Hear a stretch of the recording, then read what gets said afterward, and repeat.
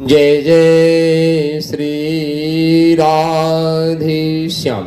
प्रिय मित्रों, कार्तिक महोत्सव के इस पावन दिन में आज हम लोग जिस संत चरित्र का चिंतन मंथन उनका ध्यान करेंगे, उनका नाम है परम पूज्य श्री माधवदास महाराज जी। माधवदास जी का हम लोग चिंतन मंथन करेंगे, क्योंकि इनकी जीवन जो चरित्र है वह इस दास को भी बड़ा प्रिय लगता है।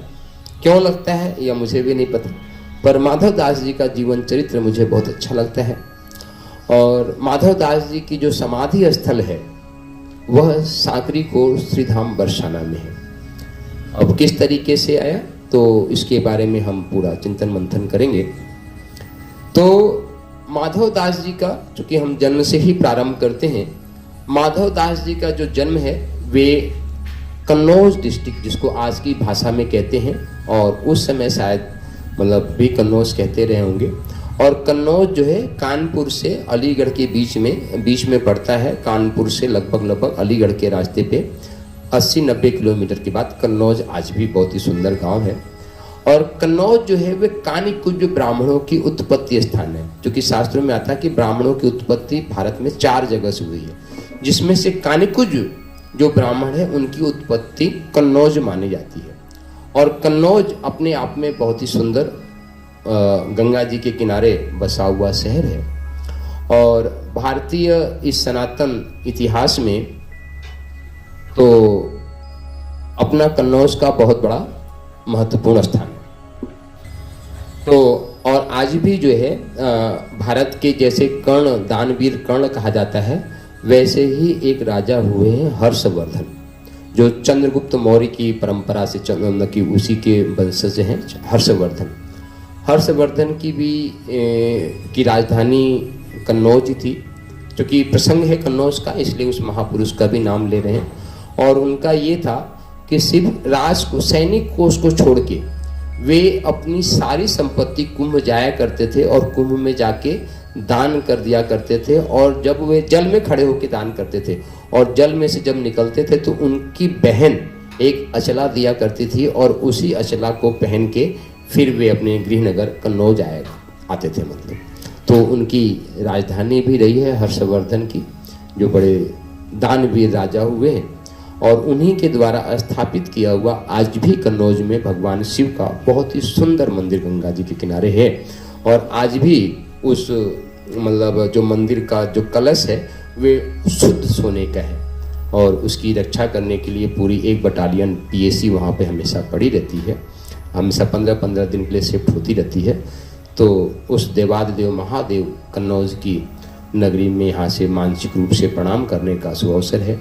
और एक साल 2001 में पूरा 2001 इस दास को भी कन्नौज की उस दिव्य धरा पे रहने का सौभाग्य प्राप्त हुआ है। हमने वहाँ पे साधनाएं की हैं, बहुत ज्ञान विज्ञान मुझे वहाँ पे मिला है कन्नौज से। तो कन्नौज की धरती का यह दास भी ऋणी है। तो शायद माधवदास जी का संबंध कन्नौज से है, इसलिए मुझे बहुत प्रिय लगता है। क्योंकि 2001 में हम भी कन्नौज में रहे हैं। तो कानिकुज ब्राह्मण में जन्म हुआ था माधवदास जी का, और संपन्न प्रसिद्ध है। आज भी कानिकुज में इत्र की पूरी व्यवसाय होता है। आज भी वहाँ के, हम तो मजाक में भी कहते हैं और सच भी है, कि इंदौर की जब गलियों में बीथियों में घूमो तो वहाँ के नाली से भी इत्र की सुगंध आती है। क्यों? क्योंकि कोई सीसी में भर रहा है, कहीं पे गुलाब उबल रहा है, और जब मान लो कोई व्यक्ति सीसी में भर रहा है, अब करके हाथ धोएगा तो उसका पानी तो नाली में ही आएगा, है ना। तो सुंदर छोटा सा कन्नौज शहर है, और सच में वहाँ पे है। और वर्तमान में उसका क्या, चूंकि काफ़ी नगर बड़े हो चुके हैं, 2001 में एक छोटा सा अच्छा शहर था, साफ सुथरा शहर था, और काफ़ी संपन्न लोग हैं वहाँ पे। तो इनका भी उसी ब्राह्मण, और आज भी कानिकुज ब्राह्मणों की बड़ी अपनी पहुँच है कन्नौज के। तो वे एक ब्राह्मण घर में पैदा हुए, खेल कूद के वहाँ बड़े हुए। बड़े होने के साथ में उनके मन में बचपन से ही भक्ति भावना और वैराग्य की भावना थी। पर कुछ सामाजिक मर्यादाएं होती हैं, बालक होता है तो सही गलत का निर्णय नहीं कर पाता है, और उनका मन में जो है कहीं पे मन नहीं लगता था, संसार में उनका मन लगता नहीं था। पर माता पिता के कहने के कारण, मर्यादाओं के कारण उन्होंने शादी भी कर ली। शादी करने के बाद और बंधन में आने लगे। शादी के पहले तो उनका मन थोड़ा कम मचलता था, पर शादी के बाद उनके मन में यही उथापतल हो गया, अरे कहाँ मैं फंस गया, किस संसार में, क्या मैं इसी के लिए जन्म लिया था। ऐसे जो दार्शनिक प्रश्न हैं जो सत्य के पास ले जाते हैं, ऐसे प्रश्न मन में उनके उथापतल चलते रहते थे।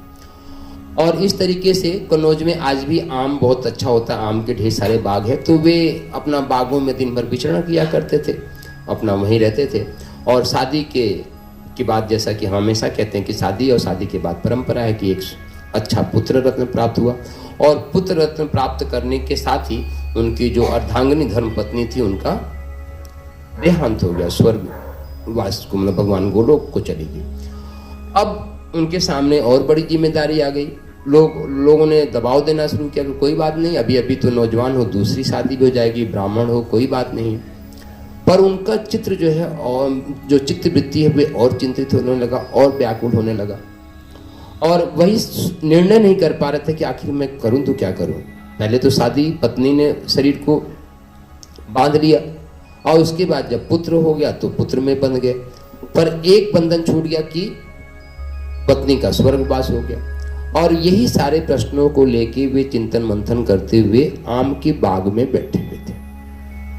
बाग में बैठ के चिंतन मंथन कर रहे थे कि क्या करूं, क्योंकि उनके अंदर का जो वैराग्य था वे एकदम उनके हृदय को तप्त कर रहा था, जल रहे थे अंदर से वैराग्य में। और ऐसा ही चिंतन मंथन कर रहे हैं तो वहां देखे कि एक झुरमुट में चिड़िया के बच्चे का अंडा है, और अंडे को तोड़ के उसमें से एक चूजा बाहर निकलता है। ये पूरी लीला माधवदास जी के सामने हो रही है। और जैसे ही उस अंडे को तोड़ के उसमें से चूजा बाहर आता है, चूजा अपना होता है कि संसार को देखने की कोशिश कर रहा है कि संसार कैसा है, वैसे ही माधवदास जी ने एक लीला देखी कि ऊपर से एक कीड़ा जो है आ रहा है, और आपने देखा होगा कि पेड़ों में ढेर सारा कीड़ा आता है, वे धागा बनाता हुआ आता है और नीचे आता है, और वे जो है उस चूजे के मुंह में चला गया, मतलब उसका आहार, पक्षियों का आहार उस कीड़े मकोड़े ही होते हैं, और वे उसको मिल गया। और यह लीला देखने के बाद ही जो है माधवदास जी के मन में आ रही, मैं तो व्यर्थ में चिंतन कर रहा हूं। यदि हमारे बच्चा जन्म ले लिया है तो जैसे इस चूजे के लिए भगवान ने व्यवस्था कर दी, एक कीड़े को भेज दिया और सीधे उसके मुख में डाल दिया, तो हमारे बच्चे की भी वही जिसने पैदा किया है वही रक्षा करेगा। बस चलो, बस वहीं से उनके मन में वैराग्य की यह वृत्ति जागी, और जो कई सालों से निर्णय की स्थिति में नहीं पहुंच पा रहे थे, वे माधवदास जी वहां से निर्णय किए कि अब और नहीं, अब देर नहीं करेंगे, और वहीं से सीधे भगवान जगन्नाथ के श्री चरणों में जगन्नाथपुरी के लिए वहीं से प्रस्थान कर गए। यह बात उस समय की है जिसमें पैदल ही लोग, अधिकतम लोग भारत में भ्रमण किया करते थे। उसमें भ्रमण का अधिकतम साधन पैदल था, कुछ लोग हाथी घोड़ों रथों के साथ, बैलगाड़ी के साथ, दूसरा साधन बैलगाड़ी था, उसके बाद रथ और ये सब चीजें तो राजाओं के पास हुआ करता था। तो पैदल ही अधिकतम तीर्थों का भ्रमण लोग करते थे। और वहां से माधवदास जी निकले और अनवरत मतलब चलते चले गए और जाके पहुंच गए जगन्नाथपुरी, भगवान श्री जगन्नाथ दास जी के श्री चरणों में, जगन्नाथ भगवान के श्री चरणों में। अब वहां पहुंच गए तो सीधे मंदिर नहीं गए दर्शन करने। हाँ, तो वे सीधे पहुंचे, कहाँ पहुंचे? वे सीधे पहुंचे समुद्र के किनारे, और समुद्र के किनारे पहुंच के तो वहां पे एक ऐसी कुटिया पड़ी थी जिसमें एक आदमी किसी तरीके से रह सकता है, और जीर्ण शीर्ण अवस्था में थी। समुद्र के किनारे कोई महात्मा ने अपने लिए बनाया होगा पहले। तो वे पहुंचे और उस कुटिया में जाके उल्टी तरफ मतलब भगवान जगन्नाथ के मंदिर के विपरीत दिशा में और करके वहां पे बैठ गए। और मन में ये भाव था कि हम इतनी दूर पैदल चल के भगवान के पास यहाँ तक आ गए हैं, तो क्या भगवान हमको यहाँ से मंदिर तक लेने के लिए नहीं आएंगे? ये कथा हमने तो आपको नहीं सुनाई ना अभी, कि सुना दे? नहीं सुनाई ना। तो ये करके उस कुटिया में बैठ गए। 3 दिन 3 रात्र जो है बीत गए। भगवान जगन्नाथ के चिंतन मंथन करते हुए, चूंकि चित्त में तो वही थे भगवान जगन्नाथ ही। 3 दिन 3 रात भगवान जगन्नाथ भी बड़े परेशान, चूंकि भगवान श्री हरि जगन्नाथ भी भगवान श्री हरि विष्णु के ही अवतार के रूप में माने जाते हैं, और पोषण के देवता जो हम सबका पोषण करते हुए भगवान श्री हरि विष्णु ही है। और सिद्धांत आता है कि भगवान श्री हरि विष्णु जब तक संसार के सारे लोग अन्न ग्रहण नहीं कर लेते तब तक भगवान भी ग्रहण नहीं करते, सबका पोषण करते हैं। अब यहाँ पे बड़ा परेशान भगवान जी, क्या करें, जगन्नाथ भगवान जी बड़े परेशान कि ऐसा हठी भक्त आ गया है कि 3 दिन से भूखा प्यासा है। चौथी रात को भगवान से रहा नहीं गया, तो उन्होंने सुभद्रा को बोला कि आप एक काम करो, ये जो, क्योंकि जगन्नाथ मंदिर में रात को बंटा भोग लगता है, मतलब शयन करने से पहले बढ़िया लड्डू जो है उनको रख दिया था कि भगवान को रात को भोग लगे तो थाली, और वे सोने के थाली में लगता था। तो भगवान ने सुभद्रा से कह के वे जो सोने की थाल थी वे जगन्नाथ भगवान जी को भेज दिया, और जाके सुभद्रा देवी जी ने एक स्त्री का स्वरूप धारण करके बोली, लो भगवान ने तुम्हारे लिए यह प्रसादी भेजी। अब जो व्यक्ति 3 दिन 3 रात से भूखा प्यासा हो, शरीर का अपना धर्म है, शरीर के धर्म का तो पालन करना ही पड़ता है, तो वह जो है उन्होंने मस्ती से प्रसादी को ग्रहण कर लिया। वहां पे उन्होंने जिद नहीं दिखाई, चूंकि अंदर की कहीं ना कहीं भूख तो रही होगी, इंसान ही थे और नवयुवक थे, तो उन्होंने उस प्रसादी को ग्रहण कर ली।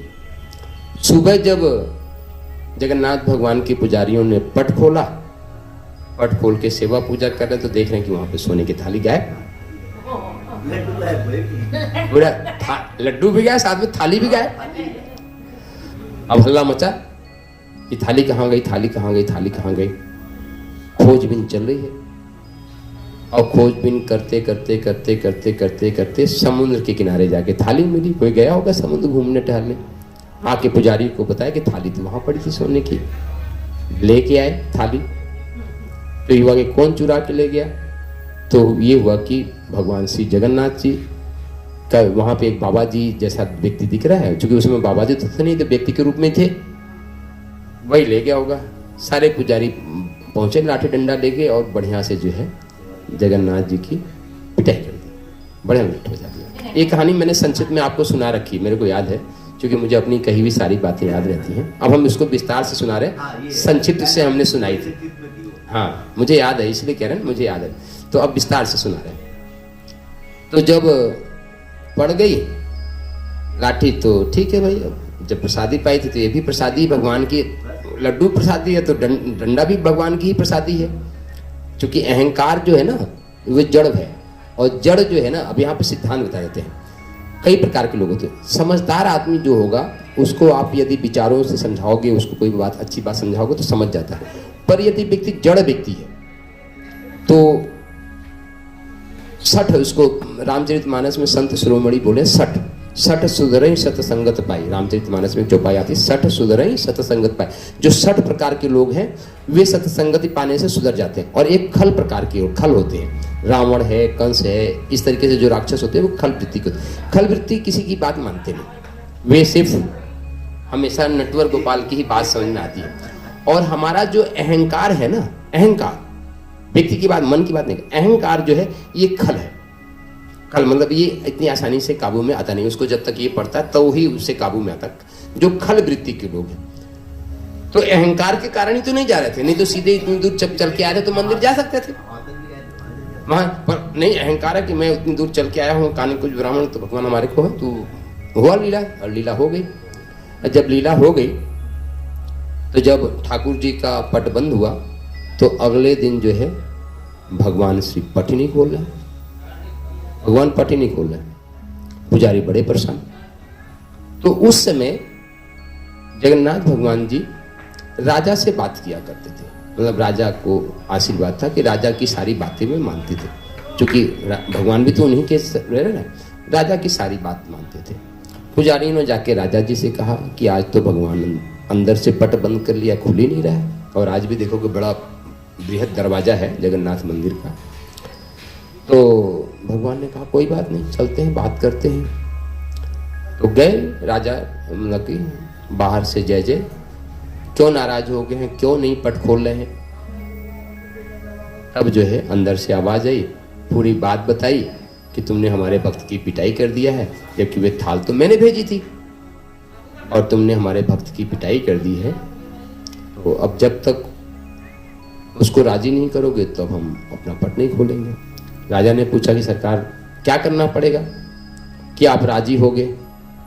तब राजा को आदेश देते हैं कि तुम अपना पालकी भेजो जिसमें तुम चलते हो और तुम स्वयं उसके मतलब कहार उठाने वाले बनो और उसमें माधवदास जी को बैठा के उनको लाओ और उनको जब गेट के सामने, दरवाजे के सामने रखोगे, मतलब दरवाजा खुले तो सबसे पहले हमारे को उन्हीं का श्रीमुख दिखे, तब हम गेट खोलेंगे, नहीं तो नहीं खोलेंगे। राजा ने कहा कि ठीक है सरकार, यदि आपकी प्रसन्नता इसी में है तो हम ये करने के लिए तैयार हैं, हम तो आपके दास हैं।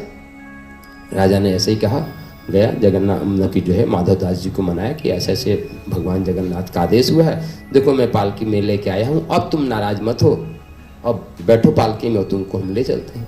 क्योंकि पिटाई कुटाई तो पहले ही हो चुकी थी, तो जो अहंकार है वे थोड़ा सा नरम पड़ गया था। यदि शायद कुटाई नहीं होती तो राजा को भी वे मना कर देते, पर कुटाई पिटाई बढ़िया से हो चुकी थी। तो जगन्नाथ माधवदास जी ने मुझे पूछा कि अब हमारी चलने में ही भलाई है। तो उस तरीके से देखो, ये मैं थोड़ा सा हल्के फुल्के में ये बात कह रहा हूँ, आप हमारी बातों को गंभीरता से समझना। यदि आपको अनुचित लग रहा तो आप मुझे क्षमा करना, जितने भी श्रोतागण हैं।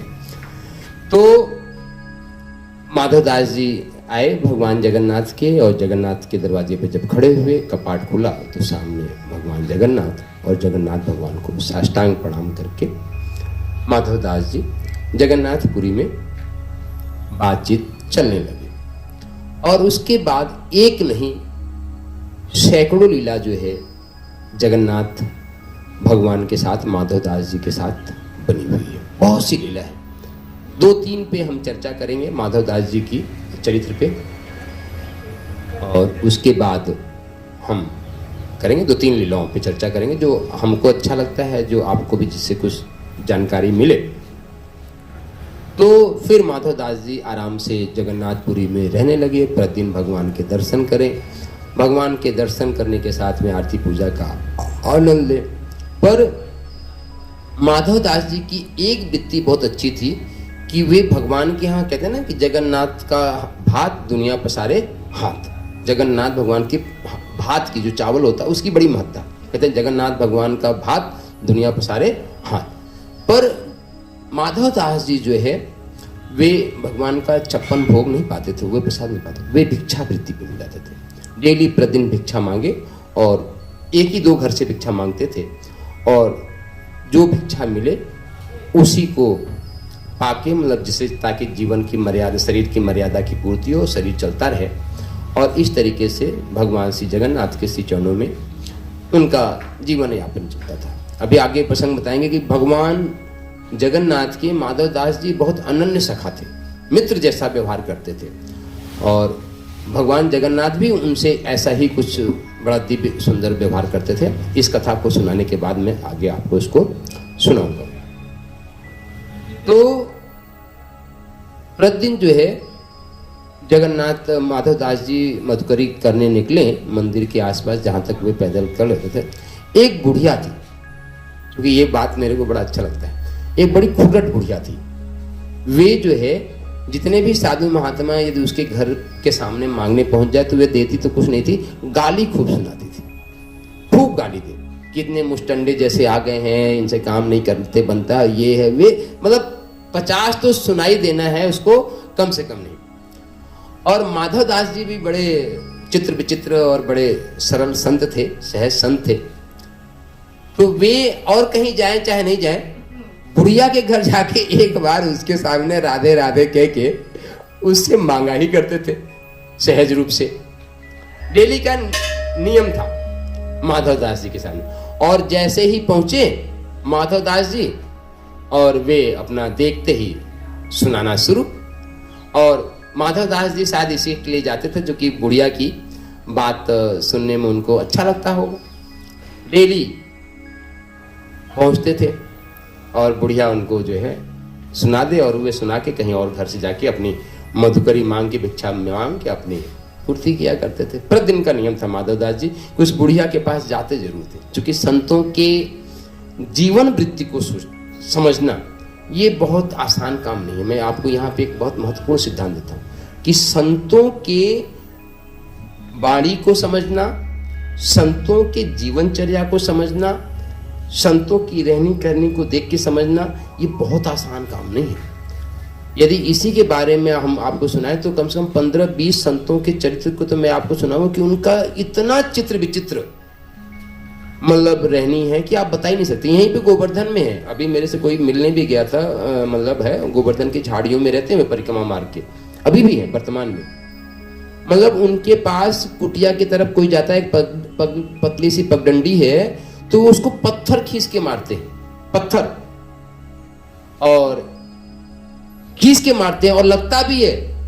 एक हमारे मित्र ही कथावाचक हैं, संयोग से वे गए थे, जा रहे थे मिलने के लिए, और जा रहे थे मिलने के लिए, चूंकि आजकल कथावाचक हमारे एक से एक रईस हैं, 1.5 लाख रुपए के घड़ी ही पहनते हैं, और वे महात्मा को अंदर जा रहे थे मिलने के लिए कि दर्शन करेंगे, और बढ़िया सूटेड बूटेड अपना जो धोती कुर्ता पहना था बढ़िया था, घड़ी पहने थे, और वे महात्मा ने खींच के मारा, उन्होंने ऐसे हाथ से रोक दिया, घड़ी टूट गई और वहीं से लौट के आ गए। तो अभी भी है ऐसी। एक गंगोत्री में हमने महात्मा देखा, गंगोत्री में एकदम किनारे रहते थे और उनकी कुटिया के एकदम अंतिम में गोमुख की तरफ, मतलब गंगोत्री है, गंगोत्री से फिर गोमुख 18 किलोमीटर, तो गंगोत्री का एकदम अंतिम सीमा, अंतिम कुटिया उन्हीं की थी। उसके बाद 2-3 किलोमीटर बाद तो उनके पास भी कोई जाता था, दे पत्थर से खींच के मारना, इसलिए कोई जाता ही नहीं था उनके पास, कोई नहीं जाता था।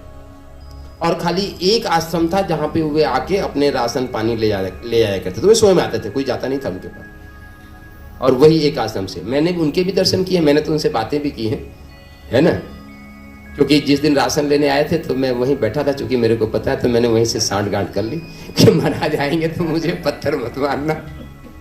क्योंकि हमने किया था, क्योंकि मैं तो जहाँ पे राशन लेने आते तो वे महात्मा मेरे परिचित थे, आश्रम के महंत थे, तो उनसे मैंने सेटिंग की थी।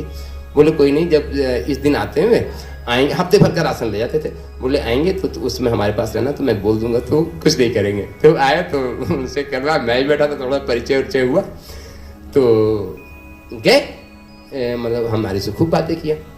तब उन्होंने बताया कि तब देखो उस संत का महत्व, जो इनसे तो हमने बात नहीं की इनके बाद, उनसे तो हम मिले, अब उनका शरीर पूरा हो गया। मैं अभी गया था जुलाई में, गुरु पूर्णिमा में मैं गंगोत्री पे ही था, तो अब मैंने उनका शरीर पूरा हो गया। तो तब उन्होंने बोला कि लोग आते हैं अनावश्यक बातें करते हैं, हम यहाँ पे सब कुछ छोड़ के पूरी दुनिया की एकदम एक किनारे आए हैं, तो हम भजन साधन करने के लिए आए हैं, हम किसी से गप्पे मारने के लिए तो आए नहीं हैं। उस महात्मा का, जो गंगोत्री वाले महात्मा, उनका कहना था। तो हमारे पास किसी को आने की जरूरत क्या है, न हमारे को किसी से जरूरत है, हमारे उधर पूर्ति के लिए जो स्थान होता है आपने देख ही लिया, वहां से हमारी पूर्ति हो जाती है, मुझे किसी से कुछ चाहिए नहीं। जब मुझे किसी से चाहिए नहीं और लोग आके फालतू की बात करते हैं, कोई कहेगा हमारा बेटा नहीं है, कोई हमारे कहेगा बेटी नहीं है, कोई हमारे कहेगा बेटे की शादी करवा दो, यही सब बातें आदमी के पास, इसके अलावा दूसरी कोई बातें तो है नहीं। तो इसलिए पत्थर मारना ही एक फार्मूला है ताकि लोग हमसे दूर रहे। तो इसलिए हम कह रहे हैं कि संतों की जीवन चरित्र वृत्ति को समझना कोई आसान काम नहीं। तो माधवदास जी भी उस बुढ़िया के घर रोज जाते थे, जब उनको पता था कि यहाँ से कुछ मिलना तो है नहीं, फिर भी जाते थे। ये बता रहे कि संतों की चित्रवृत्ति क्या उनके मन में मस्त में गूंज रही है। तो एक दिन गए, तो शायद हो सकता है कहीं शास्त्र में नहीं है, दीपावली के पहले की बात रही हो, वे बुढ़िया जो है अपने घर के बाहर के, जो उसमें जिस समय की बात है उसमें पूरे भारत में मिट्टी के ही घर हुआ करते थे। तो उसमें क्या था कि जैसे हम अभी चूना करते हैं, तो उसमें साल में 6 महीने में एक बार मिट्टी से उसको पोता जाता था ताकि वे घर चमकता रहे। तो वे बुढ़िया जो है बाल्टी में मिट्टी घोल के और एक कपड़े से लेके और अपने घर का पोता मार रही थी। और उसी समय जो है जगन्नाथ माधवदास जी पहुंच गए कृपा करके, और जैसे ही पहुंचे माधवदास जी ने और जाके घर के सामने राधे राधे कहा। उस दिन बुढ़िया के पता नहीं आई, गाली तो दिया, गाली के साथ ही जो हाथ में उसके पोता था वे दे के मुंह पे मारा, और वे पूरा पोता जो है जगन्नाथ माधवदास जी के मुंह पे आके पड़ा, पूरा पूरा मुंह पे पड़ा। माधवदास जी बड़े प्रसन्न हुए, कहे वाह आज तो चमत्कार हो गया, आज तक तूने कभी कुछ नहीं दिए थे, आज दियो तो पोता दियो। है ना, मुंह पे। इसको श्री नाभादास जी महाराज बहुत छप्पा है, अपने जो उनका पद है उसमें बहुत अच्छे पद से उसकी रचना भी की है। और दे पोता मारा और उनके पूरे चेहरे पे आके है। और जगन्नाथ माधवदास जी बड़े प्रसन्न हुए कि आज तो कुछ इस घर से भी हमको मिल गया, पोता ही मिला। और माधवदास जी की आप कल्पना देखो कि उस कपड़े को बहुत ही सहेज के ले गए, समुद्र में उसको बढ़िया से धुला और धुलने के बाद उस कपड़े की बाती बनाई। बाती मतलब उसको फाड़ फाड़ के बाती बनाई और उसी बाती कपड़े को तेल में डाल के भगवान जगन्नाथ के सामने जलाते थे। आप सोचो, जगन्नाथ भगवान के सामने जलाते थे। और जिस बुढ़िया को उनका लड़का था और लड़के के साथ बहू थी, पर कोई पोता नहीं था, घर में कोई बच्चा नहीं था, तो माधवदास जी ने कहा कि तुमने यदि हमको पोता खींच के मारा है तो हम भी तुमको इतना पोता देंगे कि तुम्हारा घर पूरा किलकारियों से भर जाएगा। और माधवदास जी की ही कृपा से उस घर में कुछ अगले जो परंपरा है 9 महीने के बाद सुंदर किलकारियां गूंजी, फिर कई किलकारियां जो है गूंजी। उसके बाद बुढ़िया का भी स्वरूप, उस दिन के बाद बुढ़िया का भी स्वरूप जो है माधवदास जी के बाद के लिए बदल गया। और जैसे ही घर में पोता हो गया तो बुढ़िया भी थी और उसके बाद भी दोनों की मित्रता हो गई। ये माधवदास जी का चरित्र है ना, कि जो उसने तो पोता खींच के मारो तो उन्होंने उसकी कोख हरी कर दी, मतलब है। और उस कैसे हरी हुई, उसी बाती से जो है, क्योंकि पोता बच्चे क्या होते हैं, बच्चे आपके घर की रोशनी होते हैं, आपके कुल परिवार को जो आगे ले जाते हैं वही तो होता है। और उस बाती का उन्होंने दीपक जलाया भगवान जगन्नाथ के सामने। और कथा में शायद आती है कि जितने उन्होंने बातियां जलाई थी उतने घर में उसके जो है संतानें हुई, है ना। तो ये माधवदास जी ढेर सारी कथाएं हैं, ढेर सारी लीला हैं। एक लीला को मैं और गायन करूंगा, क्योंकि इस कथा को हम संक्षिप्त में कहने का प्रयास कर रहे हैं, इसलिए बहुत सी बातें हमको चिंतन करके बोलना पड़ रहा कि कौन सी नहीं। इस पूरे भाव से सुनाए तो कम से कम नहीं तो 1.5 से 2 घंटे माधवदास जी के चरित्र को कहने के लिए चाहिए। तो एक बार चरित्र आती है कि भगवान जो है ना, एक दिन पुजारियों से बोलते हैं कि एक काम करो, रात को हमको जल्दी नींद नहीं आती है। तो पुजारियों ने बोला कि क्या करूं? बोला आप माधवदास जी को ना हमारे अंदर ही छोड़ दिया करो, तो हम और माधवदास जी गप्पे मारते रहा करेंगे, जब नींद आएगी तो सो जाया करेंगे। तो फिर हुआ कि माधवदास जी को जब रात में पट बंद हो शयन के लिए तो माधवदास जी को भी अंदर सुला दिया जाता था। और भगवान के साथ इतनी दोस्ती थी कि एक दिन जब पुजारियों ने पट खोला तो देख रहे कि माधवदास जी एकदम चैतन्य की निद्रा में जो है सो रहे। सोना कोई बड़ी बात नहीं है, रात भर जगे थे भगवान ठाकुर के साथ में। पर पुजारियों को ये आश्चर्य हुआ कि जो कंबल भगवान जी को ओढ़ाया जाता था वे कंबल माधवदास जी ओढ़ के सो रहे, मस्ती से, गर्मी क्योंकि भगवान को ओढ़ाने वाला कंबल, और वे जो है ओढ़ के सो रहे। कंबल पे कथा भी श्रीनाथ जी की भी आपको सुना देंगे, हो रहे। और पुजारी फिर नाराज कि आप जब मंदिर में सोते हो तो जो ठाकुर जी का कंबल है उसको स्वयं ओढ़ के सो रहे। तो यहां भी जगन्नाथ भगवान ने बोले भाई वे नहीं ओढ़ के सो रहा था, वे उसको ठंड लग रही थी तो हमने अपना कंबल उसको ओढ़ा दिया। तो इसमें फिर पुजारियों को जब जगन्नाथ भगवान ने समझा दिया तो बात बन गई। कंबल की बात आती है तो चूंकि हम लोग ब्रज में हैं, यहीं की कथा सुना दे, हकीकत घटना है। और हमने कहा कि हमारे वृंदावन के जो वास्तविक ठाकुर हैं, जब तक इनके वास्तविक मतलब जिनके माध्यम से आए हैं इस धराधाम पे, सभी अपने पुजारियों से बात किया करते थे, सेवायत से बात किया करते थे। तो वैसे ही विट्ठल गोसाई जी थे श्रीनाथ जी की से, श्रीनाथ जी मतलब वहां पे रहते थे, जगन्नाथ गोवर्धन भगवान के ऊपर उनका मंदिर है। अभी प्राचीन मंदिर भी है, नया मंदिर भी बन गया। अभी मैं पिछली बार जब मैं परिक्रमा लगाया था तो लोगों से मैंने पूछा कि श्रीनाथ जी का पुराना मंदिर कौन है, जिसमें श्रीनाथ जी यहाँ रहते थे। तो हम पुजारियों ने हमको बताया कि वे वाला मंदिर खंडहर हो गया, उसके बदले अब ये नया बन गया है। अभी मैंने पिछली बार हमने परिक्रमा लगाई तो पूछा था। तो ऐसे ही श्रीनाथ जी एक दिन लीला की है, और उस लीला क्या था कि कानपुर के एक कायस्थ परिवार, एक बहुत मतलब धनाढ्य व्यक्ति थे, किसी राजा के मंत्री थे। तो वे जगन्नाथ भगवान के लिए जो है हर साल बढ़िया वाला कंबल भेजते थे, नियम था उनका जाड़े में, और करते करते करते उनकी सारी संपत्ति जो है खत्म हो गई, गरीब हो गया। फिर भी एक नियम चल ही रहा था कि जगन्नाथ भगवान के, श्रीनाथ जी के लिए एक गर्म वस्त्र पहनना ही है। तो उन्होंने उस बार उतना महंगा मुलायम वाला नहीं, मुलायम वाला मतलब एक होता पश्मीना का ओरिजिनल शॉल, बहुत महंगा, ओरिजिनल पश्मीना का शॉल आज भी बहुत महंगा मिलेगा। ओरिजिनल पश्मीना का फुल साइज का शाल यदि आज की डेट में आपको 25,000 में मिल जाए तो इसका हम समझ लेना ठीक है, क्योंकि ओरिजिनल पश्मीना का शाल जो होता है आज इससे कम में मिल ही नहीं सकता। भेड़ का कम से कम 3,000 का तो भेड़ का मिलेगा, है ना।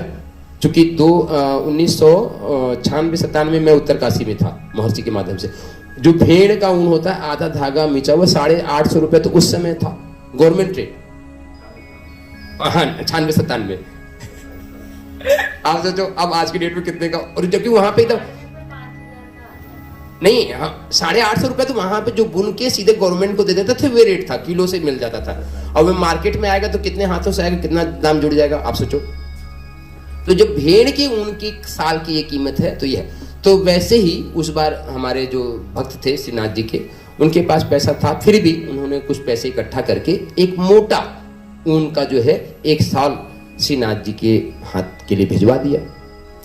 अब श्रीनाथ जी के है तो एक दिन जो है श्रीनाथ जी रात में दांत कर रहे हैं। विठल गोसाई जी आए, पूछे ना सरकार कैसा है, बोले बहुत जोर। श्रीनाथ जी बोले बहुत तेज ठंडी लग रही है, कुछ इंतजाम करो। होता है कि जाड़े में आग जला दिया जाता है, आग जला दिया, एक के बाद एक कंबल अच्छे अच्छे से सब श्रीनाथ जी को उठाया जा रहा है और श्रीनाथ जी दांत बजाए जा रहे हैं, और जितना ओढ़ाए उतनी और दांत बजाए। विठल गोसाई जी बोले सरकार, बोले ठंडी जा ही नहीं रही, पता नहीं कौन से साल तुम उड़ा रहे हो। ऐसा करके कई साल जब बदल दिए विठल गोसाई जी, उसमें विठल गोसाई जी जो है सेवा में थे। फिर जो है ये लीला जो है विठल गोसाई जी समझे कि आज ठाकुर जो है कुछ लीला करना चाहते हैं, और इनके लीला का रहस्य क्या है।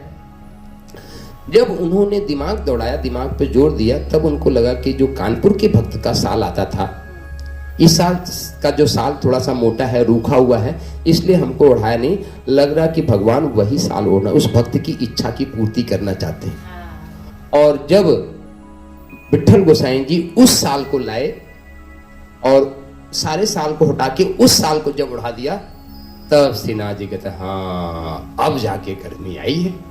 अब तब विठल गोसाई जी कहते हैं कि सरकार आप इतना नाटक करवाने की क्या जरूरत, आप पहले ही बता देते कि उस भक्त का साल हमें ओढ़ना, तो पहले लाके उड़ा देते। तो ठाकुर जो है हमारे ब्रज के, और ये वास्तविक घटना है, इतने बड़े लीलाधारी, हमारे आंखों में भी आंसू आ गया भाव के, है ना। तो ये ठाकुर की जो है लीला है। तो वैसे ही समय के साथ में एक बार माधवदास जी बीमार पड़ गए, मतलब अतिसार हो गया, मतलब हर 10 मिनट बाद जो है डोल डाल जाना, और समुद्र के किनारे पहुंच गए, क्योंकि मंदिर में तो रह नहीं सकते थे। और अतिसार मतलब बार बार यदि किसी को पेट साफ हो तो आप सोचो कि यदि 4, 5, 10 बार हो जाए तो पेट में इतनी, शरीर में इतनी शक्ति तो रहती नहीं है कि मतलब कुछ अपना कर सके। तो इतना उनका शरीर अशक्त हो गया कि वे अपने मतलब कि जो उनका वस्त्र था वस्त्र नहीं करते, और जगन्नाथ भगवान उनकी स्वयं सेवा करते थे। मतलब वे जो मल मूत्र का कपड़ा था जगन्नाथ भगवान स्वयं धोए, और ये करते करते कई दिन बीत गए, और कई दिन बीत गए तो एक दिन माधवदास जी रोने लगे भगवान के साथ। सरकार हम यहाँ पे भजन करवाए आए थे, आपकी सारी दुनिया पूजा करती है और आप हमारी सेवा कर रहे हो। कहते माधवदास जी आप कैसी बात करते हैं, हम दोनों सखा हैं, यदि हम एक दूसरे की मदद यदि सखा नहीं करेगा तो कौन करेगा। माधवदास जी ना सरकार अब नहीं, अब हम शरीर का प्राणांत कर देंगे, पर हम आपसे सेवा नहीं लेंगे, आप कोई निदान बताओ। फिर जगन्नाथ भगवान भी कहते हैं कि सरकार ये आपका कर्म संस्कार है, और कर्म संस्कार का भोग हर मनुष्य को करना ही पड़ता है, उसका कोई दूसरा रास्ता है नहीं। अभी जो है 15 दिन के आपके कर्म संस्कार और शेष है, आप को इसको भोगना ही पड़ेगा। पर चलो ठीक है, यदि आप हमारी सेवा को नहीं लेना चाहते हो तो कोई नहीं है, अब आपका कर्म संस्कार तो पूरा करना है इसी जन्म में, क्योंकि आप हमारे अनन्य सखा हो, हमारे अनन्य भक्त हो। तो आज से इस बीमारी को मैं अपने ऊपर लेता हूं। भगवान जगन्नाथ ने उस बीमारी को अपने ऊपर ले लिया और अपने ऊपर लेके उस बीमारी को पूरा किया। और वही परंपरा है कि आज भी आप देखते हो रथ यात्रा के पूर्व भगवान 15 दिन जो है बीमार पड़ते हैं। ये उसी समय की परंपरा आज तक चली जा रही है।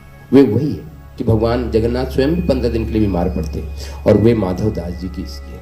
एक नहीं है, माधव दास जी के चरित्र में ढेर सारी लीलाएं और अनन्य भक्त माधव दास जी के जीवन में चरित्र में था। और क्या कहूं, कितना कहूं, मतलब है ना। और उनकी समाधि जो है श्री धाम बरसाना में सांकरी खोर पे है। तो पहले भी पूर्व में कहा है, और इस कार्तिक मास में संतों के चरित्र का स्मरण करने का एकमात्र भाव है। भक्तमाल की जो परंपरा के जो प्रणेता है श्री नाभाद, परम पूज्य नाभादास महाराज, नाभादास जी ने सबसे पहले 56 पद में श्री नाभा जी के संतों के चरित्र को लिखा हुआ है। और उसी चरित्र के बाद भी परंपरा चली है कथा कहने के लिए। और मंगलाचरण में ही परम पूज्य नाभादास जी लिखते हैं कि भक्ति भक्त भगवंत गुरु चतुर नाम बबू एक, इनके पद बंधन किए नासै विघ्नाने। नाभा जी कहते हैं कि यदि आप अपने जीवन का कल्याण चाहते हो तो आप भक्तों के चरित्र को गाओ। और भक्तों के चरित्र भगवान सुन के बहुत प्रसन्न होते हैं, बहुत प्रसन्न। भगवान के स्तोत्रों का गायन करो तो हो सकता है कि भगवान प्रसन्न न हो, ये बन पड़ता है। पर यदि भगवान के सामने उनके संतों का चरित्र गाओ तो भगवान बहुत प्रफुल्लित होते हैं, बहुत आनंद होते हैं। कितने अच्छे श्रोता हैं, हम पूर्व की कथा में आपको बता ही रखे हैं कि भगवान ठाकुर जो है कितने अच्छे श्रोता हैं। हमने बताया, चूंकि मुझे अपनी कही हुई बातें याद रहती हैं, है ना। तो इसीलिए कार्तिक मास के इस दिव्य मंगल दिन में हम संतों को याद कर रहे हैं, उनके चरित्र का संक्षिप्त में, चूंकि समय की अपनी मर्यादा है, और हम आप सबको श्रवण करा रहे हैं। और हम श्रवण तो ठाकुर जी को करा रहे हैं, आप लोग तो बोनस में सुन रहे हो, और YouTube पे भी रिकॉर्ड हो रहा है, तो ये बोनस ही है ना। बाकी इस कथा को हमने जब कार्तिक मास हमने यहाँ पे रहने का ये माध्यम बनाया, और कार्तिक वृंदावनवास हमारे मिट्टी को भी मिले।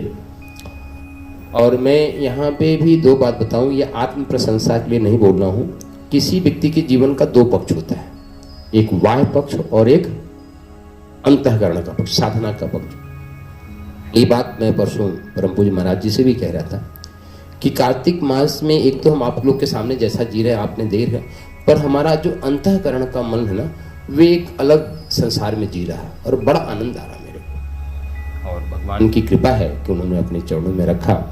और बिहारी जी से, श्री राधा वल्लभ जी से, श्री राधा रमण जी से, राधा दामोदर महाराज, जितने भी हमारे ठाकुर है, 7 ठाकुर हैं, गोविंद देव जी महाराज जी हैं, श्रीनाथ जी हैं, मदन मोहन जी हैं, ये वह ठाकुर हैं जो अपने से इस ब्रज में प्रकट हुए हैं। और हमने राधा वल्लभ जी की, बाकी बिहारी जी की, राधा रमण जी की, 3 की तो कहानी सुनाई रखे, मदन मोहन जी की, गोविंद जी की भी आपको हम सुनाएंगे। तो ये सारे ठाकुर अपने से प्रकट हुए हैं। तो सभी ब्रज के दिव्य जितने भी ठाकुर आज की डेट में वर्तमान में हैं, सभी के श्री चरणों में नमन बंदन करते हुए, और यही प्रार्थना करते हुए कि उनकी कृपा कटाक्ष इस मिट्टी को मिले और यह जीवन भी धन्य बने, इसी प्रार्थना के साथ शक्ति शंभु जय श्री राम। जय जय श्री राधे श्याम। ओम शांति शांति शांति सर्वारिष्ट सुशांतिर भवतु। ठीक है ना। तो आज की इस कथा को यहीं पे पूर्ण करते हैं। तो जय जय श्री राधे।